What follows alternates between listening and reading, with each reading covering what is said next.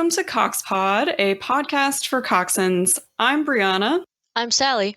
I'm Anne, and we're three coxswains with a combined 50 years of experience in the seat. We decided to share our knowledge with coxswains everywhere via this podcast, and ultimately, we hope to create a community among our audience where coxswains everywhere can learn from each other. So this is episode 2, which we have called The Elephant in the Room. Dun, dun, dun. In the area of COVID, where we aren't in sweet boats, the big question is, how can we learn to cox? Or if we know how to cox, how can we improve our skills? We're having to be very creative and try to figure out what are actionable items that we can do now that will improve our abilities when we get on the water. It's not if, y'all, it's when we get back on the water. And truthfully, I really need to get back on the water. Initially, Brianna had a pretty visceral reaction to this topic. I truly wish you could have seen her face. I am not nearly skilled or articulate enough to describe it, but if looks could kill, carries a greater meaning. So, Brianna, with that inauspicious opening, what are your thoughts about coxing in the era of COVID?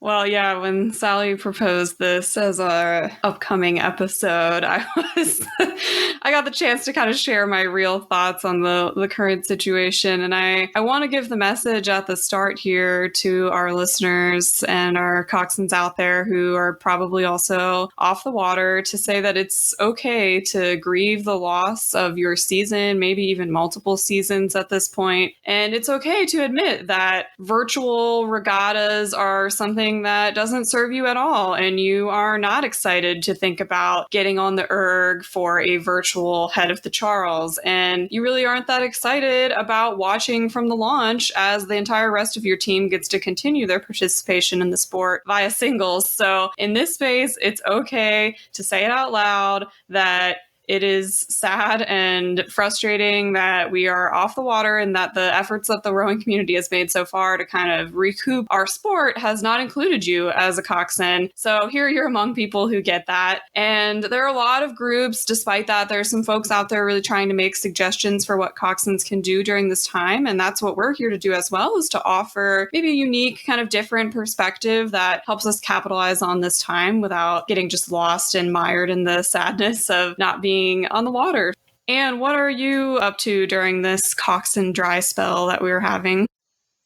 Well, Brianna, unlike you, I'm glad that we're really tackling this subject. I am feeling really sad. I'm one of those people feeling really sad about missing the fall racing season. This is a big shift and a disappointment to me. In my situation, I belong to a master's club, and there are absolutely no boats going out other than singles. And the good news is that during this pandemic, I'm able to get out in a single. So I still feel connected in some way to the sport. But not everybody can do that or has the interest or the access. So I do feel very lucky in that way. Other than that, I go through real spurts of splurging and online research and then just watching racing videos. It's kind of what keeps me excited and motivated. I know, though, in talking with you in the past, that you are into gaming. So I was wondering, is that something that you're binging on during COVID? Yeah, I'm actually wearing a t-shirt today of my favorite esports team. So yeah, gaming is something that I enjoy, and the esports scene is one of the few that really was able to carry on despite COVID. But actually, there is some scientific research in support of the idea that gaming can improve various aspects of your cognition, including the ability to perceive objects that are in your visual periphery. And that has clear connections to what we do as coxswains. So if you feel like you've been maybe wasting this mandatory time off the water that none of us wanted by doing something like gaming, don't be so sure. And in our show notes at coxpod.com/002, I will include a couple of references to those scientific papers if anyone is really feeling nerdy and wants to check that out. What about you, Sally? How have you been handling this time? What have you been up to during our increasingly large number of months off the water? Well, truthfully, I'm an introvert, so I think I was built for this time period. Me too. Yeah. Me too. I mean, it doesn't surprise anyone who knows me. I'm spending a lot of time reading.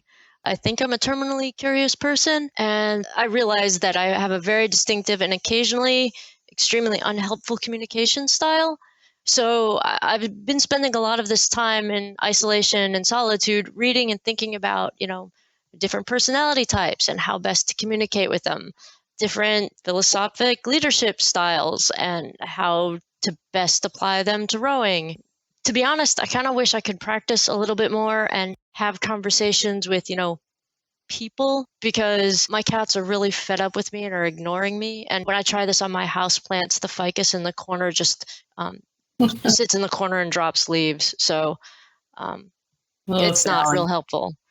Anyhow, Brianna, since I have clearly abused my plant life and ravaged the lexicon of available philosophic and historical resources, I acknowledge these are really, really far away from the scary hard science world that you live in. So could you tell me about the cognitive neuroscience field that you do professionally? And maybe is there something in that's the golden nugget to how to fix coxswains in the age of COVID?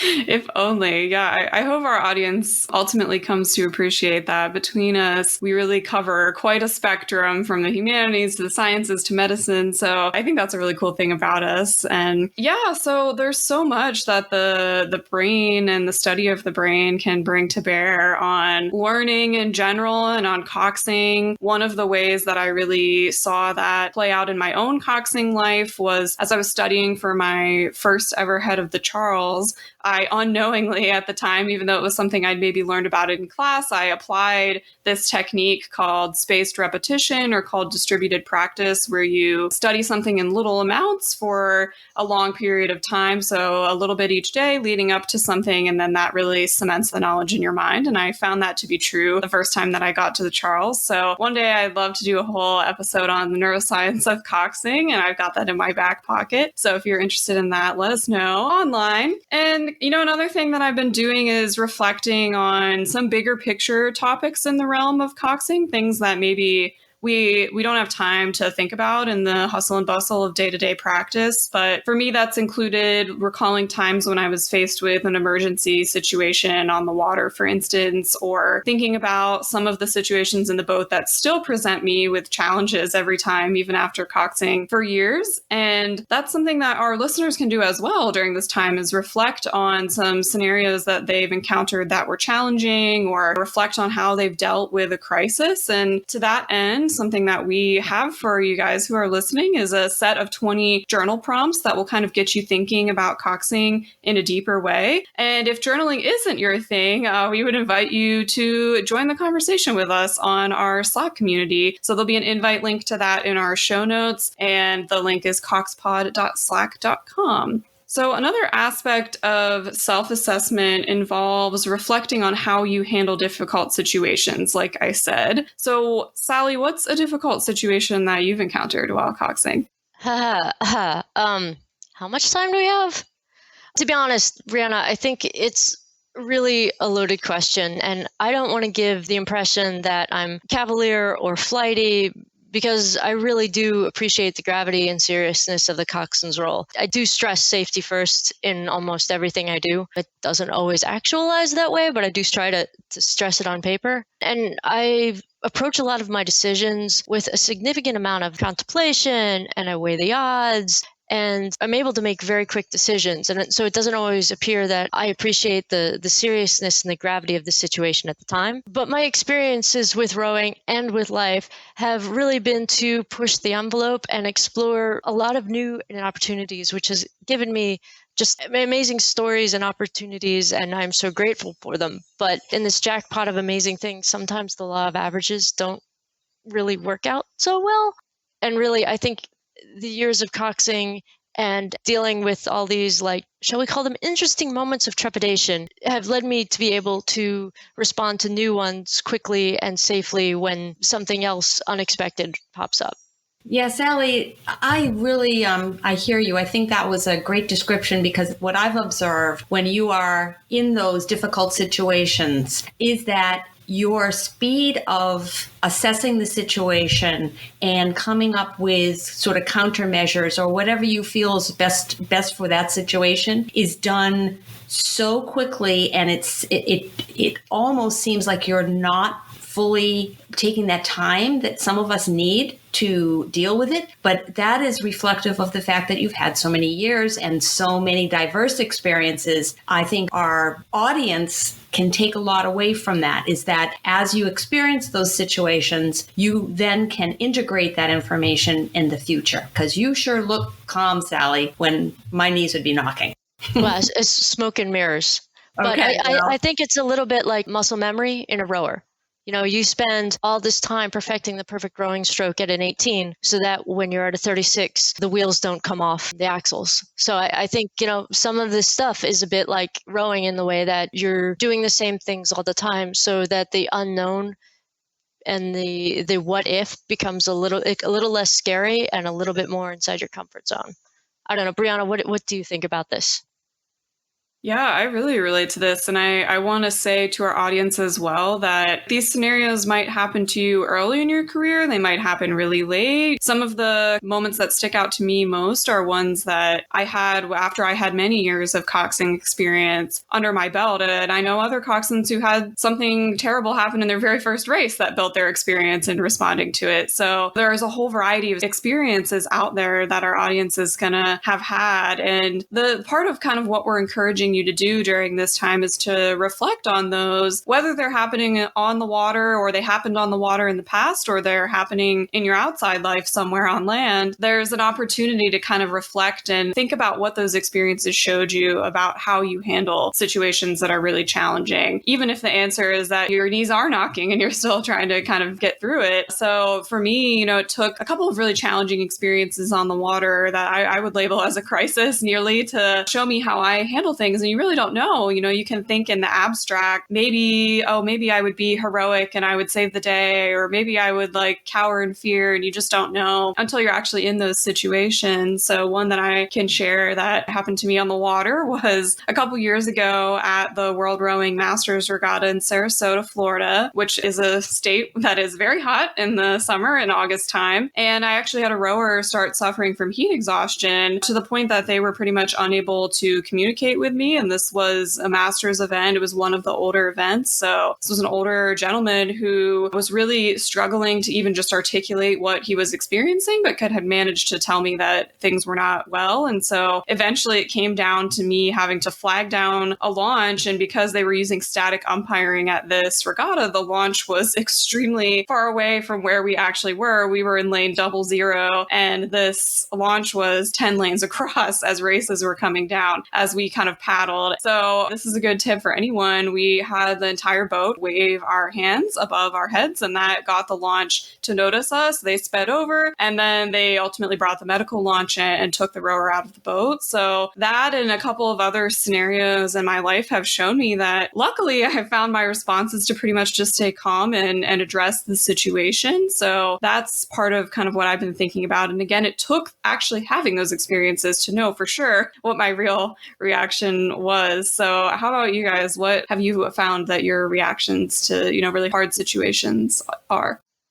Well, this is something I think about a lot, and I really have identified as an area for improvement for the future. My tendency when I'm encountering a difficult situation is to pretty much go silent. I still internalize it a lot. I get very quiet and not as quickly responsive as Sally is, for example. I think an example of that is in a race. I was in a bow loader in a borrowed boat. It was a head race. We were probably halfway through the race, and all of a sudden the entire steering harness dropped into my lap. Was the little screw just going somewhere. I had no clue where it was. So there I was and I just went silent. And then I realized that I was silent, and I just said to the crew, I'm making a repair. And then I proceeded to try to find the nuts and bolts and get it back on, which I did do. But the takeaway from that one is if I do need to make a repair, I need to more quickly tell the rowers what it is that I'm doing and then take the time to do it. So again, it's a learning opportunity. What do you think, Sally? You know me a little bit. Does that ring true to you? For me?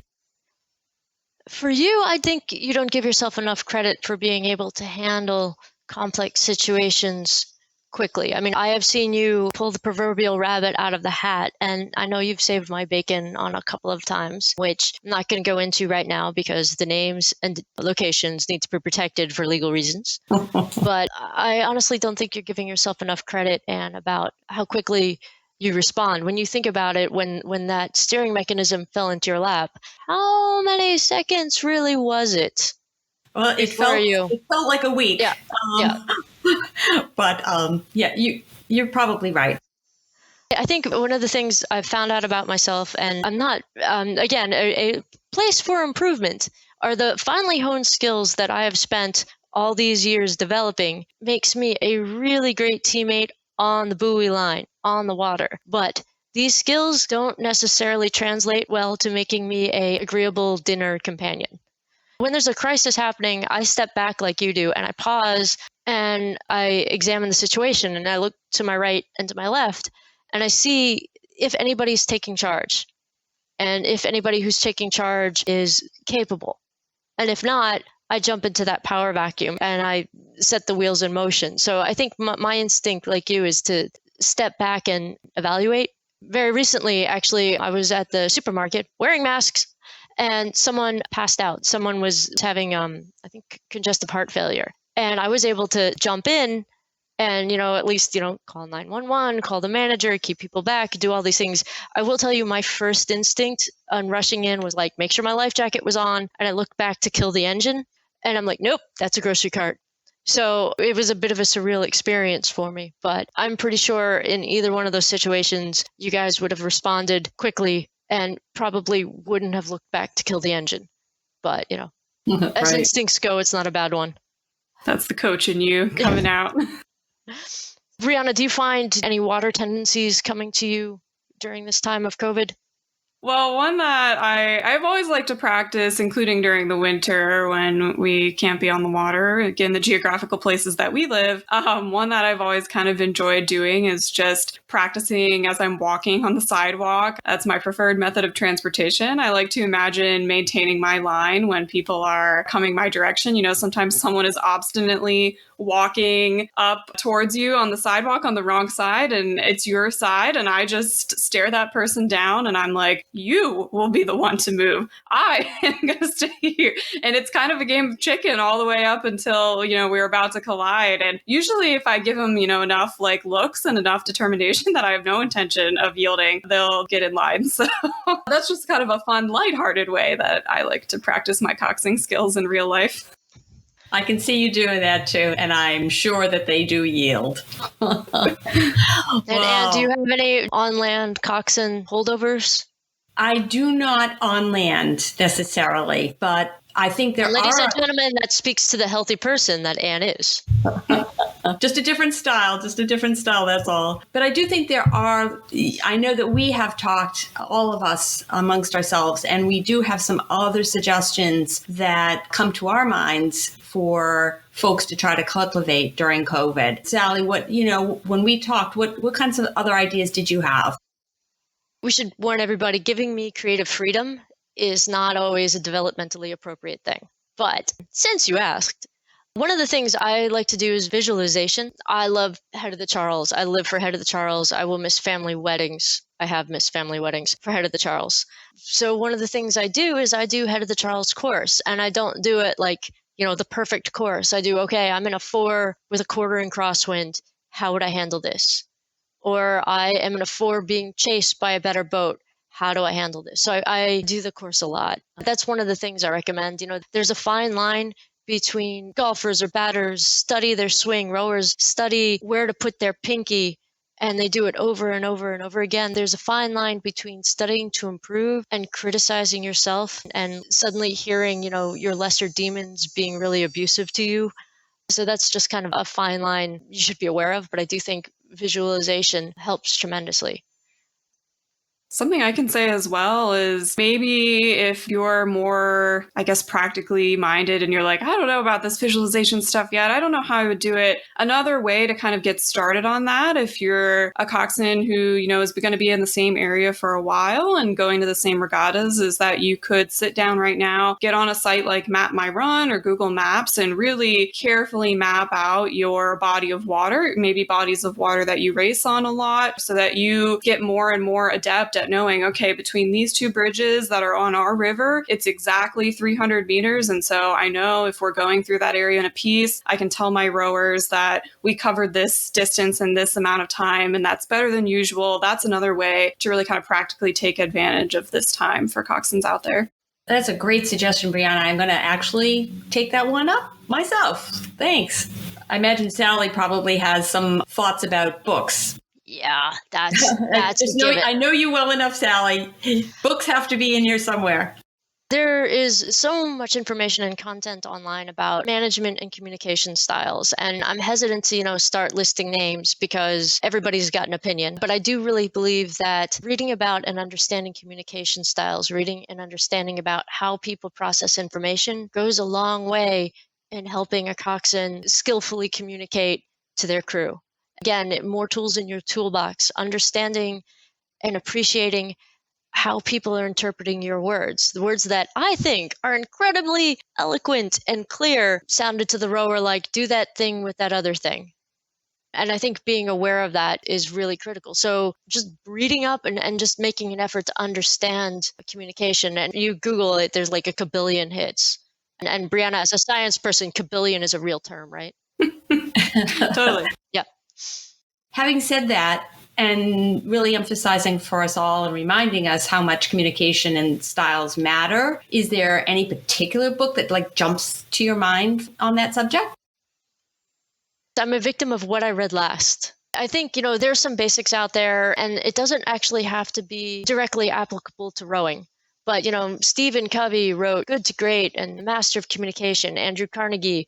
They're all styles of communication that might not be in vogue right now, that might seem passé. So I would just do reading on it, do random things, watch YouTube blurps, and try to hone in on a communication style that A, works for you, and then B, that your rowers truly need.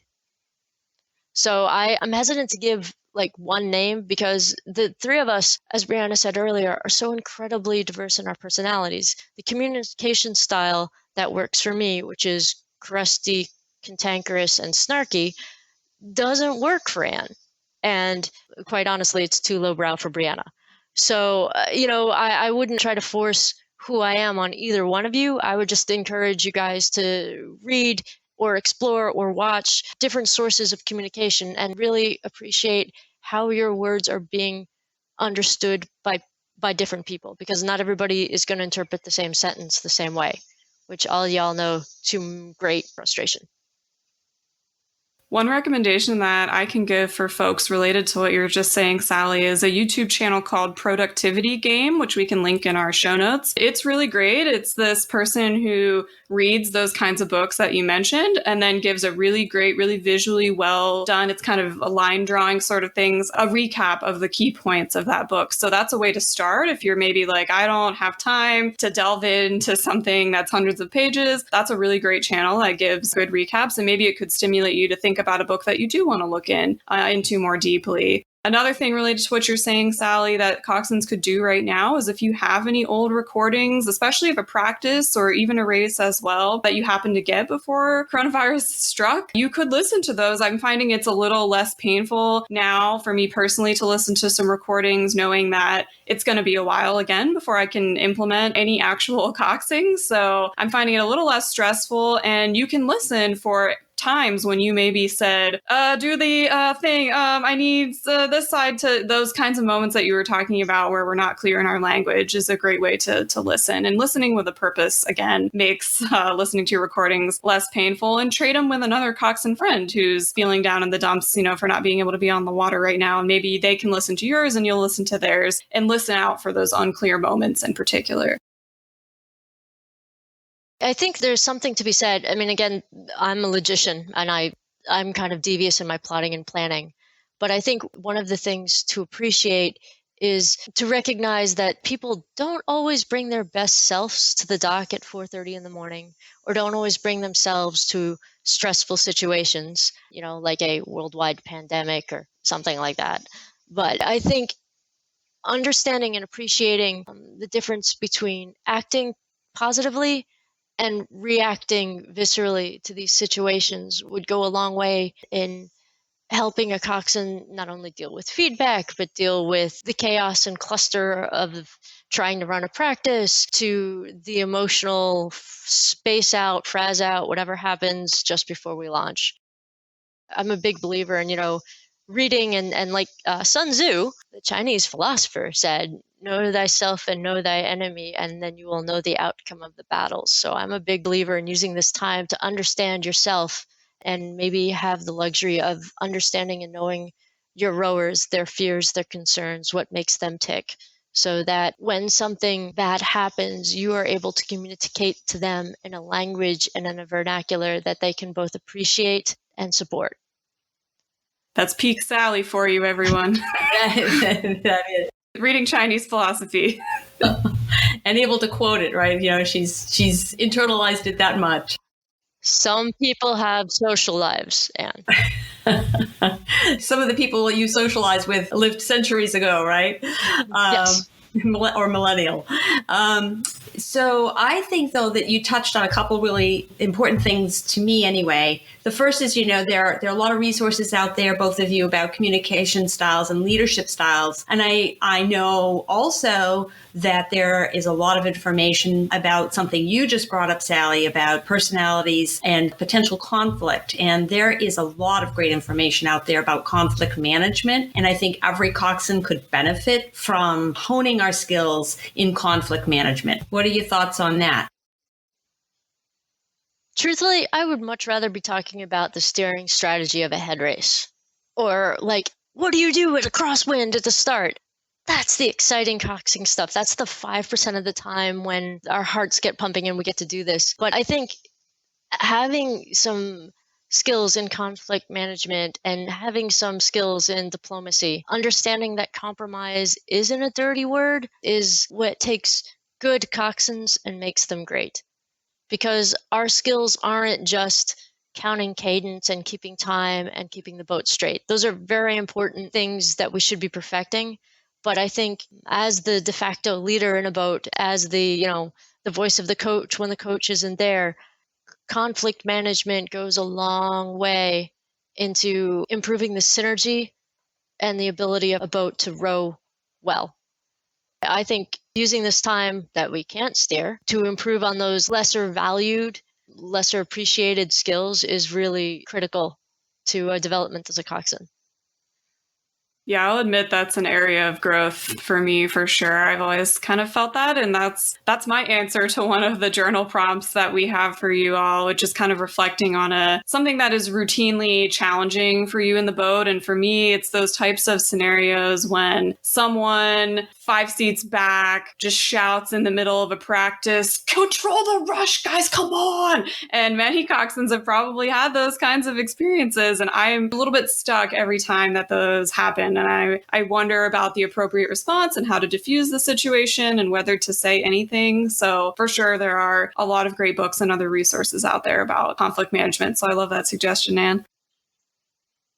There are lots of things we can do. I think, as we were pondering this episode, the more we got into it, the more we came up with some specifics. And I want to offer up what I think are, to me, feel practical too. And given my background, which is in healthcare, one of my suggestions is that coxswains use this time to take a first aid course. As you pointed out, Brianna, you ended up with a medical emergency in one of your races, and it's not only important for your rowers, but for your own well-being. I'm often a volunteer at regattas on the docks, and I can't tell you how many times coxswains have come off the water and, had hypothermia and not even recognizing it. So a first aid course is a terrific way of preparing yourself for not just coxing, but also the rest of your life. So I highly recommend that. And also another thing that people can do, coxswains in particular, is maintain your physical fitness. It's tough at this time, but for your skill as a coxswain and your comfort level, and also for your rowers to have confidence in you, I think that to be physically fit is an important aspect, and you can work on that during COVID.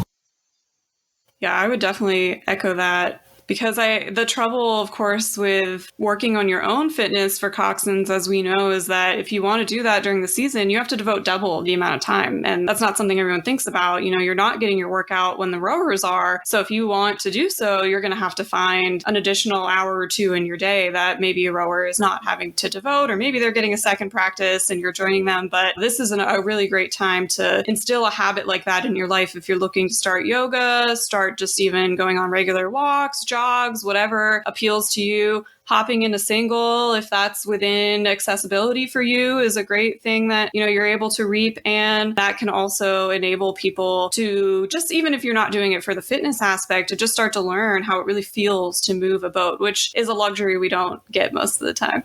Exactly. One of the things I would recommend, and I found out about it very late in my coxing career, is the stress that coxing and checking the boat and even laying in a bow loader puts on your thoracic spine. So I've actually talked to coxswains who are several years my senior, who've actually had to get hip replacements because nobody impressed upon them what coxing actually does to the body. And when you think about it, if you're an innate, your back, your spine, your abs are absorbing 1,600 pounds of pressure and force, because when the rowers are going one way, you're not. And so working on your abs, working on your obliques now will go a long way into helping you stay healthy and helping you stay mobile when you become a geriatric coxswain like I am. So I am a big believer in working on your obliques, working on your abs, even if it's just 8 minutes a day, will help protect you from some of the aches and pains. And I don't know, I look like Quasimodo when I'm getting up in the bed anymore because it takes me a little while to straighten up. So I would highly recommend focusing on yourself and your physical fitness, because no one ever thinks about that, right? You're just sitting there. Why would you need great abs? Right. And, I think that when we're coming up with ideas for people, I'm sure that all our listeners have some great ideas that they've been doing too. So we would really like to hear about that from you all, and join in the Slack community and let us know what ideas you have, because you know what? I might just want to borrow one of your ideas. So I need as much help as you do. And Brianna, you recently went through a cleaning situation, right? That you were telling us about. Why don't you tell people that idea? Yeah, it was forced on me a little bit in the sense that I was moving halfway across the country. And this was mid-pandemic and starting a new job. And I was kind of forced to confront the amount of coxing attire that I had accumulated over the years. So that's a practical suggestion, again, for how you could utilize this time. I found I had probably almost 20 long sleeve t-shirts, and just realistically, in between laundry, there's just no reason to keep around, ones that aren't my absolute favorite to put on in the boat. So even though many of us, are layering up, I had days in college up in Pittsburgh, Pennsylvania, where I was 7 layers deep in the morning just to stay alive. And especially before I invested in a survival suit. So that's something that you can do if you've got those holy socks that don't work, and, other things that are just realistically the bottom of the barrel stuff that you wouldn't even wear in the boat, then that's something that you could consider going through and decluttering in today's times. And you had a really great suggestion of something that you are doing alongside other coxswains in your club during this time. Could you tell us about that a little bit?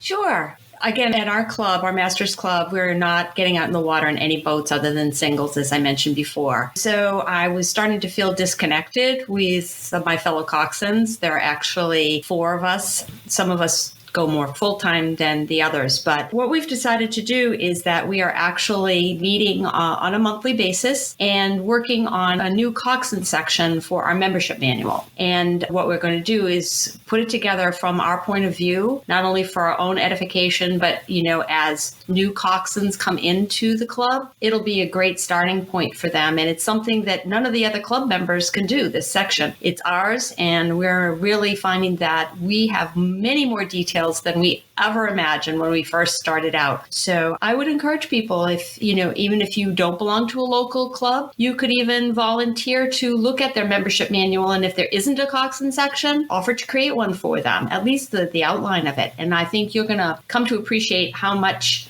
knowledge you have that's important for the club and for the functioning of the club that other people just are not going to even think about. Speaking of that, there's information that we might want to share about talking to the coaches and rowers. Tell us more about that, Brianna.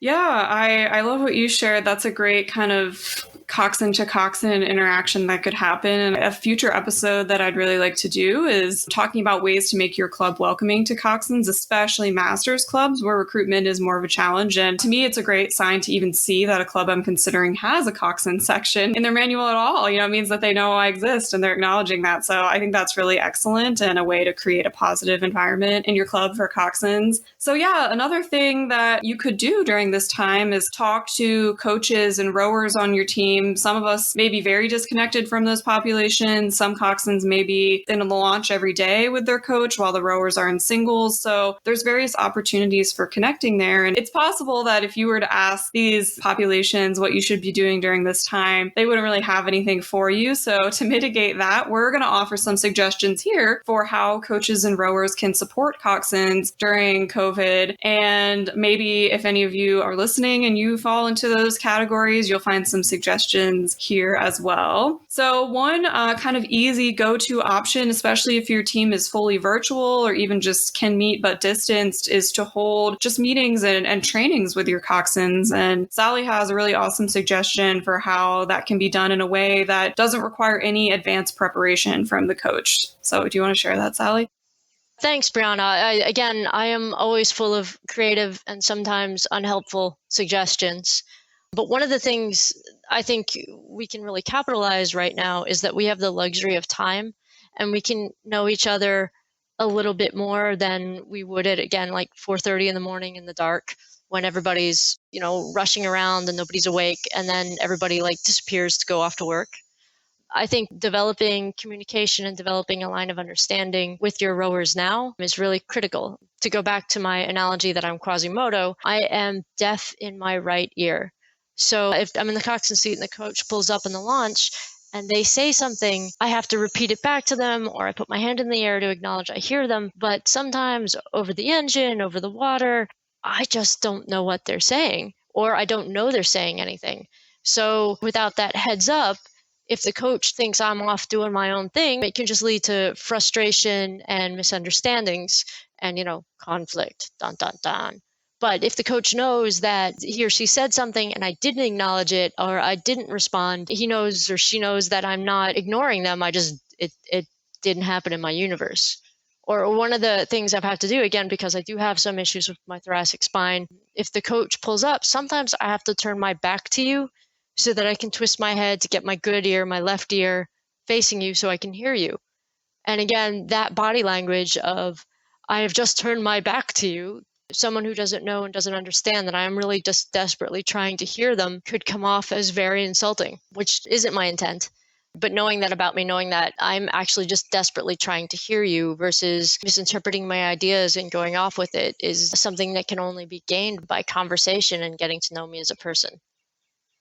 So little things like that, the Friday night happy hour Zoom call where you just are talking to each other a little bit. The community, I don't want to do all the, tra-la-la, kumbaya, everybody does, team building and sing songs around a campfire. There's a time and a place for that.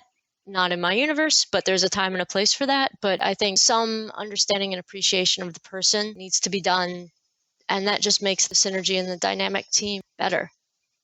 I think that's a great example, Sally. And I think that by getting to know the coach and the coxswain getting to know each other better, the reverse could be true for the coach. The coach might be hard of hearing or might have a visual issue. So that's not the kind of stuff that normally comes up in a very fast-paced cruise season when everybody's just running around. So we can take advantage of this time and really flesh out some of those important details, perhaps a little more. And everyone will benefit from it, I think, right? And just understanding your coach's vocabulary, because there have been many times I've showed up at Boathouse and they say, okay, Sally, we're going to meet at the old grist mill, or at the second grove of elm trees. We're going to stop and wait for the coach. My particular favorite was, at the horse paddock, I need you to turn left. And I'm like, I don't know what a horse paddock is, and a horse paddock without a horse looks like a green field. So it was completely indistinguishable to me from the other green fields on the riverbanks.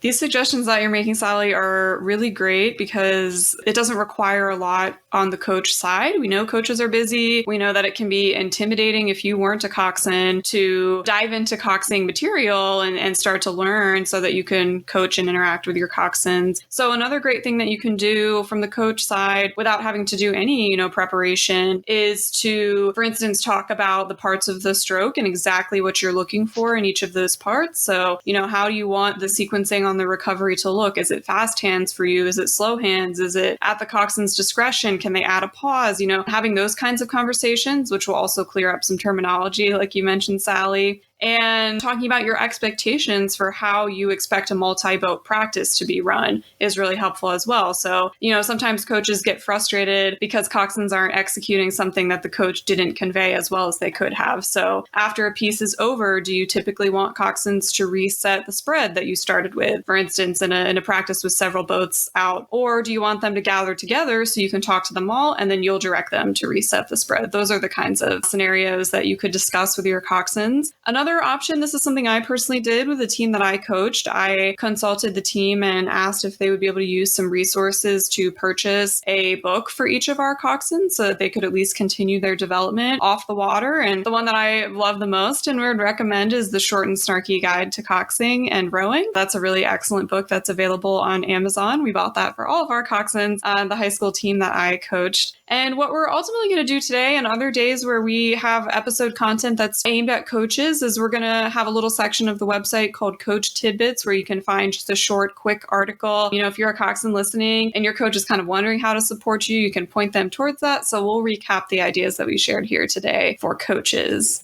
And the other population that we want to just talk to that we know may be listening and that is critical to our sport, we can't do it without you guys, the rowers. So a couple of options that rowers can do. One thing that's kind of emerging in this time is the concept of virtual coxing. So there are all these virtual regattas going on. And I know a coxswain who has participated in this where the rower was erging and remotely the coxswain was doing the coxing, which is a really cool, brand new phenomenon that we're inventing on the go. So rowers could stand to remember that that's an option that's out there. So consult us. We're happy to figure out how many different devices we need to be zooming in to see your erg screen and also talk to you. That's kind of a fun new phenomenon.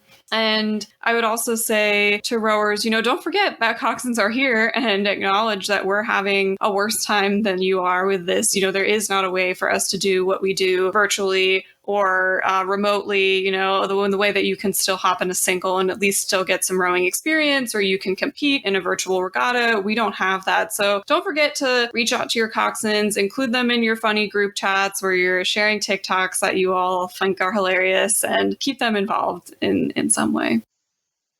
I kind of wish that I had rowers that I could connect with. It's just really tough because everybody that's only doing sweep, they're just not even at the boathouse. So one of the things that I've tried to do is when there are social events that involve people that in the past I would have on my sweep teams, is I go to those events and it's really mostly just to say, hey, I'm still here. I still want to feel part of your group, but it's something that I actively have to do. And I'm just very conscious of that in this day and age where we're separated from one another.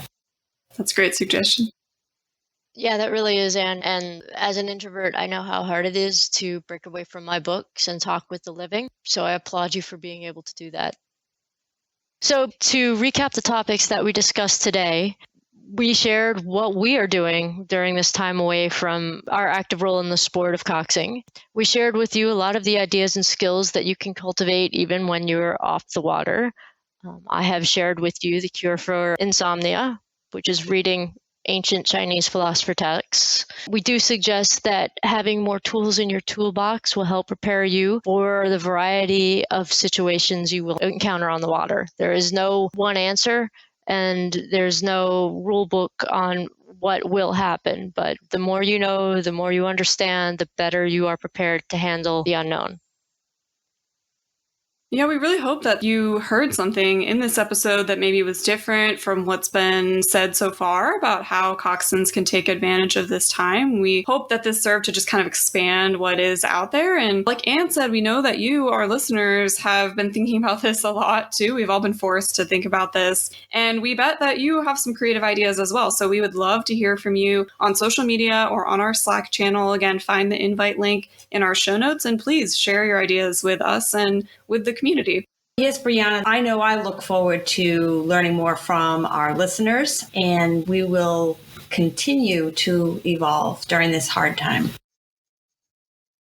Now, as we wrap up this episode, we are going to have our shout out. And this time we are shouting out and thanking several people who have contributed to providing feedback on our first episode. And that would be Marnie, Lauren, and Joanne Mustang.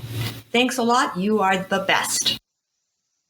Yeah, thank you to all of you guys. And our quick pick for today, as we conclude, I want to share a website. We've been discussing a lot of topics today that are leading into our next episode, where we're going to delve into something that is an area of real interest and excitement for us, which is personality types. And a website where you can check that out is 16personalities.com with the numbers 16 and then personalities written out. And that's where you can try this out yourself. You can take a personality test. And we are going to, again, next episode, be talking about our results from this test and really diving into why it's worthwhile to understand yourself in terms of your personality type. And that brings along with it, given strengths and weaknesses that you will bring to the coxing role and to your outside life, as we've been sharing here. So we would encourage you, if you take that before you listen to our next episode, to please share with us on Slack and on social media what you got for the test. So we'll be talking about that next time. Look out for that. And as some final reminders,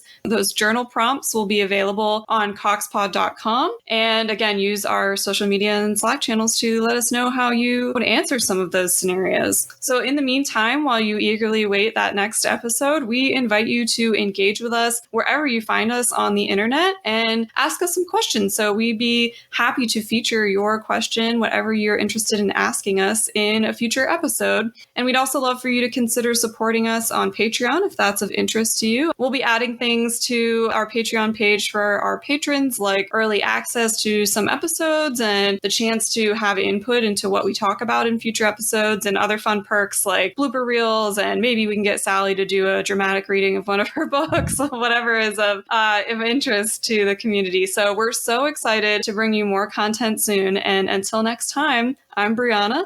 I'm Sally. And I'm Anne, signing off.